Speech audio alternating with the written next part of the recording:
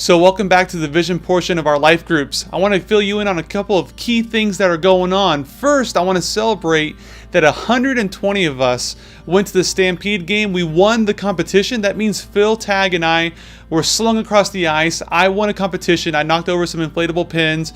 You should be proud that the life groups pastor won the life groups Stampede night. So there it is. If you're looking for those videos, go to our Facebook page. There are a couple of those posted on there. So check it out. It's pretty hilarious. I want to let you guys know another important thing that's going on. The last week of life groups is April the 13th, that week, okay? So if you're in R3 and you're watching, that's the last week where we're producing a video. The video we're going to show in all of our life groups is a VisionCast video, similar to the one we showed the very first week of life groups. Pastor Phil Tag is going to share a little bit about the future of life groups and where we've been and what we've accomplished this semester. Our Pastor Phil Wiseman is going to lead our groups in communion that night, which is going to be a pretty amazing thing. We're so excited that we're going to get to do communion as a group and really incorporate covenant communities. We've gone out, we served Love Sioux Falls, we sponsored the Hawthorne staff, we've gone out for our faith night at the Stampede game with life groups.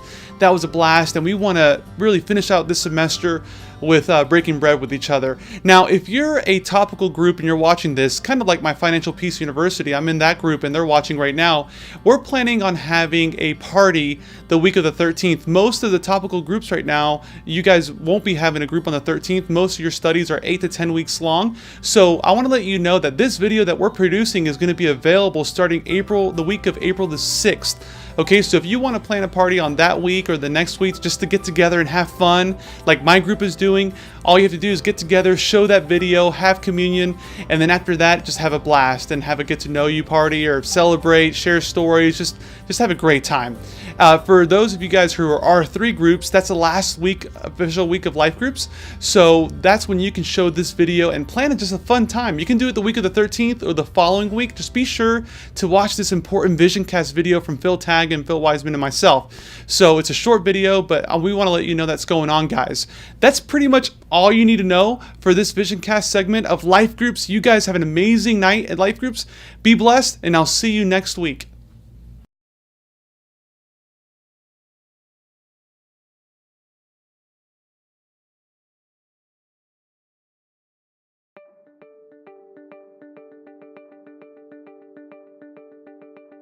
Welcome to your R3 life group. So glad that you guys are here tonight. This week we had Pastor Will Kahoff speak on Jesus, the storyteller, and who better to give this rewind than Pastor Will himself. So check it out.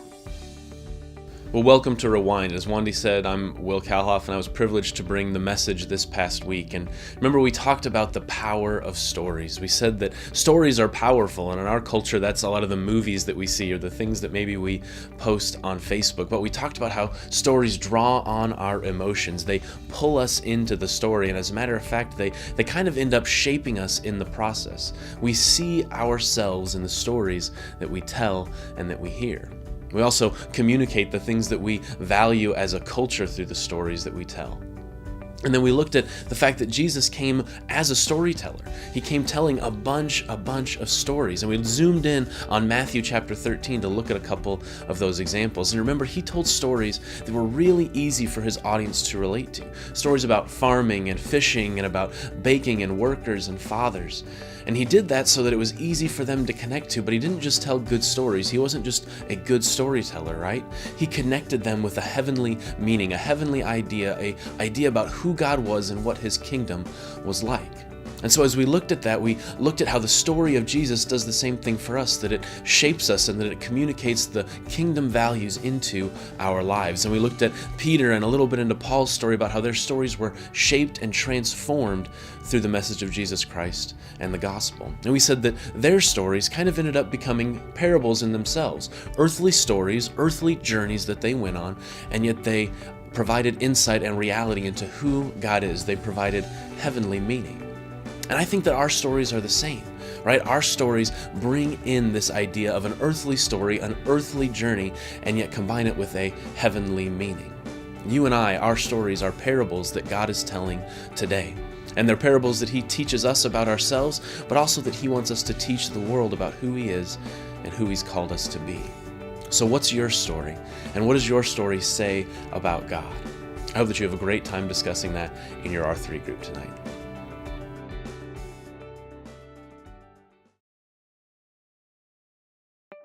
Welcome to Reflect. Isn't it true that most of us have moments in our past that we just want to do over? You know what I'm talking about? I mean, a moment where you've just been embarrassed and everyone laughed at your expense. I don't care who you are, whether you're 60, 40, 20, in your teens, we've all had these moments where we just want to cut out what happened. We were just so embarrassed. Now, what about hardships? Wouldn't some of you like to edit the reel of your life in the past? I'm pretty sure most of you would. Last week, we talked about the what ifs, and then we looked at the life of Paul and how he overcame the what ifs in our life, that our past doesn't hold us back to what God's calling us to do. This week, I want to focus and see how we can use our past to impact others, how it can be a powerful tool to reach others in our lives. Pastor Will talked about this Sunday. He talked about the power of a story. And this week, we're going to do something a little bit different in this week's Reflect. We're going to watch a video. About a year ago, we made a video called The Cardboard Testimonies. It's about 3 minutes long, and what I want to do is I want us to watch the video. It's powerful. It's an amazing story of what you get to see on film, and then we'll come back and discuss it for a little bit longer. So check it out.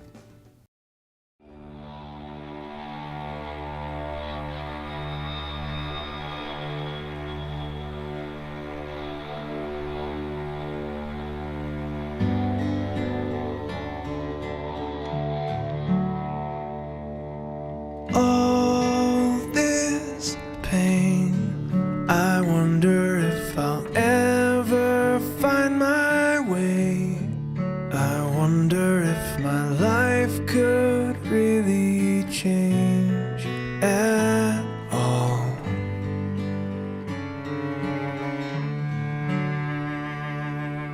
All this earth, could all that is lost ever be found? Could a garden come up from this ground at all?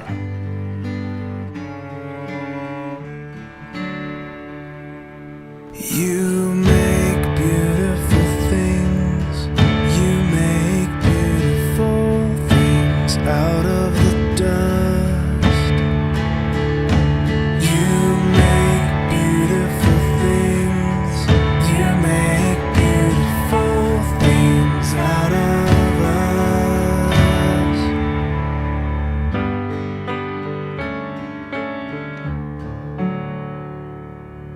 All around, hope is springing up from this old ground.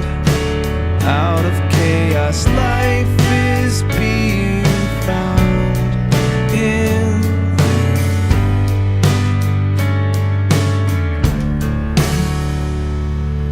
you. You make beautiful things. You make beautiful things out of the dust. You make beautiful things. You make beautiful things out of us. Oh, you make beautiful things. You make beautiful things out of the dust. You make beautiful things. You make beautiful things out of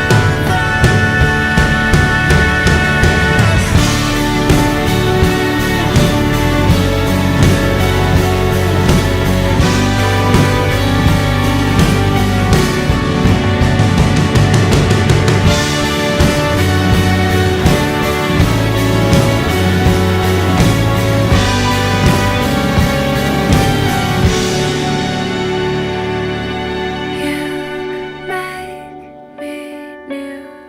You are making me new. There is power in sharing our story, but sometimes it can be tough to share our story. I mean, gosh, what will people think if they knew about my past and what I did? What if I haven't healed completely from my past? It seems like when we're ready to share our testimony, our story, that adversity creeps its way in. A perfect example of this is the story of the man born blind. You can find it in John chapter 9, verses 1 through 38. So how about we read those verses together, and I'll jump right back in when you guys are done.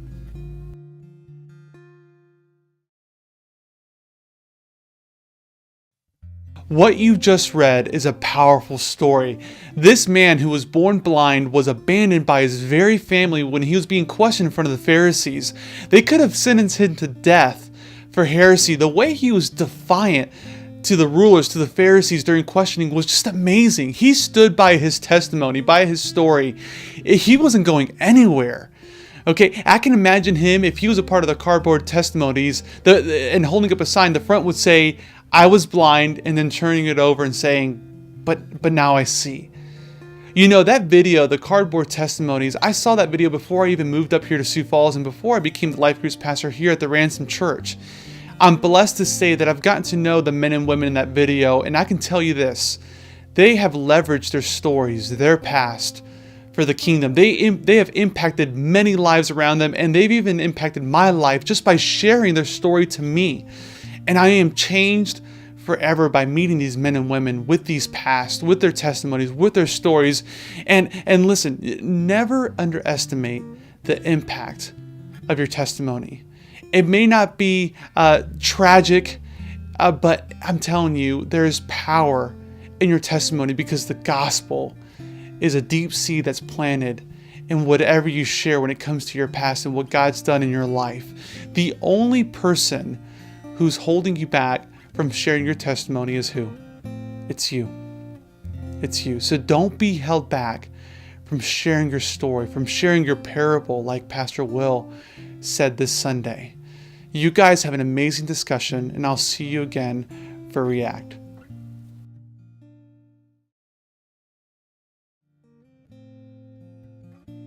Welcome to React.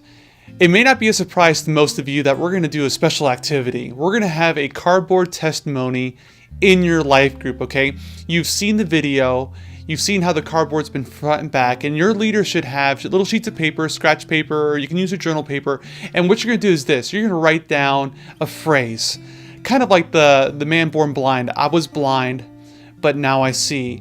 And you're going to have the opportunity to share a little bit of insight with your group if you haven't already about your past, one line, and what's true now. What is your life like now?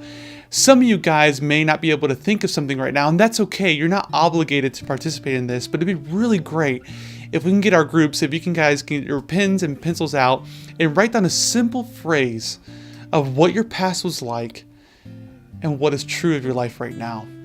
And my prayer, my hope is that these conversations, these mini cardboard testimonies will help spark great discussion in your group and really get to the heart of the matter, which is what Christ has done in your life. And it can be a great reminder to all of you of who Jesus Christ is and his power.